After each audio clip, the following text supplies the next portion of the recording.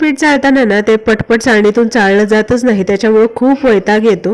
म्हणून मी ना तुम्हाला एक ट्रिक सांगते, खूप छान आहे आणि एकदम सोपी आहे. घरामध्ये चावी असते किंवा कॉईन असतो, नाणं असतं, काही पण अशी थोडीशी जड वस्तू असते ना, ते पिठामध्ये टाकायची आणि व्हिडिओमध्ये बघा मी दाखवते तसं चाळायचं. इतकं सोपं आणि पटपट चाळून होतं ना, तर मला ना आता पीठ चाळायचा अजिबात कंटाळा येत नाही, विशेषतः बेसनचं पीठ.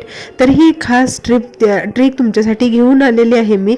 तर कशी वाटते मला नक्की कमेंटमध्ये सांगा. आणि आज ना आमच्या इकडे वातावरण एकदम चेंज झालं आणि खूप आभाळ आलं होतं, त्याच्यामुळे ना खूप मस्त वाटत होतं. आणि मम्मीने भाज्या आणलेल्या, म्हणलं छान वातावरण आहे तर कामं पण पटपट करून घ्यावी, म्हणून मी सगळे बटाटे धुतले आणि अळूची पानं होती ती पण धुतली, टोमॅटो धुतले.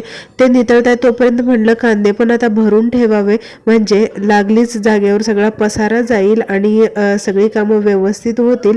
तर बघा बटाटे थोडा जास्त वेळ भिजत घालावी लागतात. तर थांबते मी आता इथे.